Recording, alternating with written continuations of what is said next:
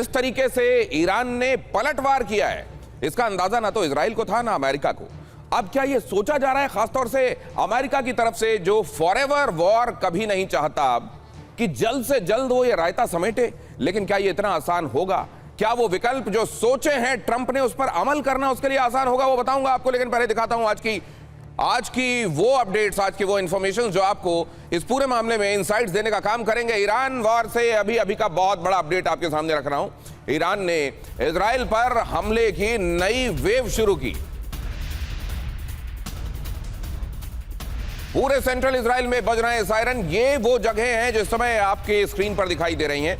ये है इजराइल में ये वो तमाम जगह हैं, और आप इसकी सघनता अगर देखें, डेंसिटी देखें अगर आप, तो आपको ये अंदाजा होगा कि कितनी सारी जगहों को चिन्हित किया गया है। असल में जैसे ही मिसाइल ईरान से उड़ान भरती है, वैसे ही ये लगभग तय हो जाता है कि वो किस लक्ष्य को भेदने के लिए चलाई गई है, और उसको ध्यान में रखते हुए चिन्हित किए जाते हैं वो इलाके जहां पर आकर वो मिसाइलें गिर सकती हैं, और उसके आधार पर उन तमाम जगहों पर लोगों को सावधान किया जाता है, सतर्क किया जाता है, और इसी तरह के अलर्ट्स लोगों को मिलने शुरू होते हैं उनके फोन पर। इजराइल के तेल अवीव से मनीष झा ने आपके लिए इस वक्त का अपडेट भेजा है, जरा वो देख लीजिए, उसके बाद चर्चा को आगे बढ़ाता हूं।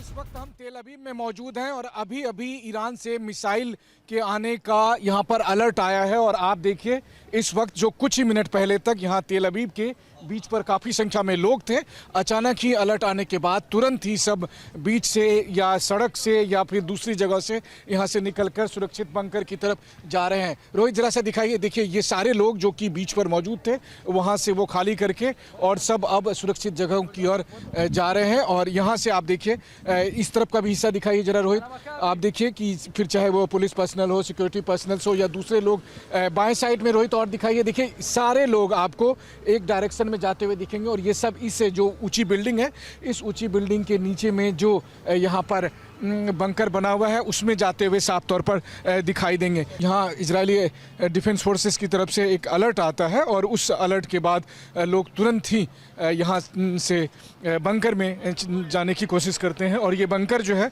इस हाई राइज बिल्डिंग के जो बेसमेंट में है, पार्किंग में है, यहाँ पर ये बंकर है। तो आप देखिए कि सारे लोग किस तरह से यहाँ बंकर में इस वक्त जा रहे हैं। तो ये सूरत हाल है, और हम लगातार यहाँ से TV9 की टीम मौजूद रहकर वो खबर दिखा रहे हैं कि ईरान के हमले का किस तरीके से इजराइल मुकाबला कर रहा है। इजराइल में जिन जिन जगहों पर ये मिसाइलें जाकर हिट कर सकती हैं, जिन जगहों को आइडेंटिफाई किया गया है, वो मैंने आपको बताया। और हमारे साथ डिफेंस जर्नलिस्ट आशीष कुमार सिंह भी जुड़ रहे हैं इस चर्चा में, उनको मैं यहाँ आमंत्रित करूंगा, आप मेरे साथ आ जाएं आशीष, और इसको समझने में मदद करें।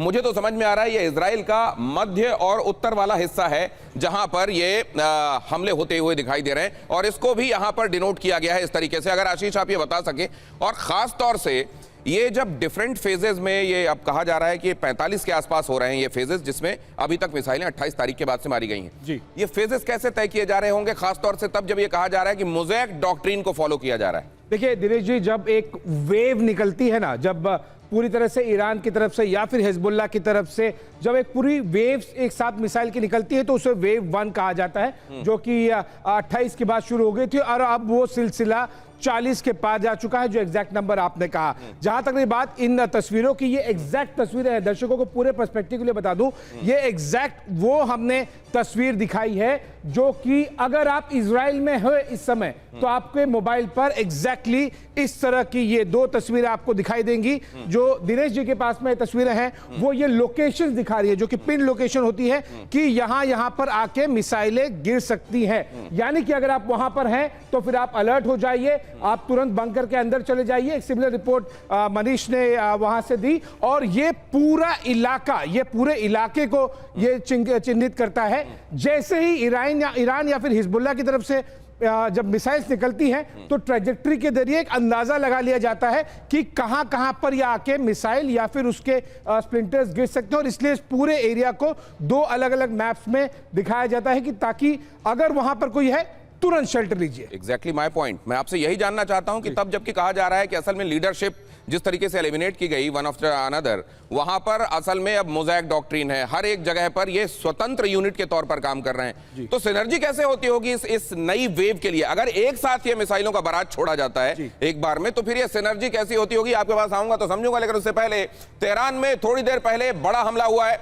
इजराइल ने की तेहरान में बमबारी। अभी आपने देखा इजराइल के लिए क्या तैयारियां हैं, इजराइल में क्या चल रहा है, कैसे वहां पर अलर्ट साउंड कर दिया गया है। लेकिन अब देखिए तेहरान में क्या हुआ है। ये तेहरान की तस्वीरें हैं। तेहरान में कुछ ही देर पहले बड़ा हमला हुआ है। इजराइल ने की तेहरान में बमबारी की तस्वीरें यहां आपको दिखाई दे रही हैं। तबाही का वीडियो, इजराइल से तबाही का वीडियो जो आया आपके सामने रख रहा हूं। जैसा अभी बता रहे थे आशीष, न सिर्फ उधर ईरान हमला कर रहा है बल्कि उसके प्रॉक्सीज भी हमला कर रहे हैं। हिजबुल्लाह के हमले में भारी तबाही हुई है।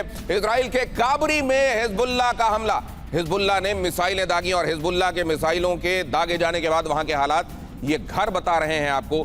ध्वस्त हुए घर, बिखरा हुआ सामान, यहां की तबाही ये बता रही है कि हिजबुल्लाह भी इजराइल को काफी एट्रिशन इस लड़ाई में दे रहा है। ये हैं वो एक्सक्लूसिव तस्वीरें इस समय जो आपकी स्क्रीन पर फ्लैश हो रही हैं। आगे देखिए जरा, जंग में तेजी से बढ़ता जा रहा है मौत का आंकड़ा। दोनों ही तरफ बड़ा नुकसान हो रहा है।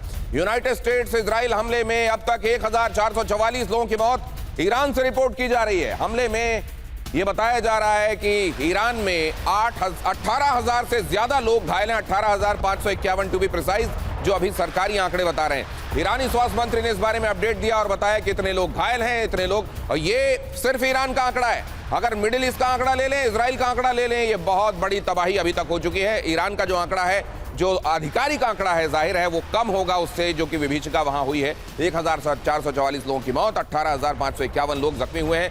ईरान के स्वास्थ्य मंत्री ने यह अपडेट दिया है।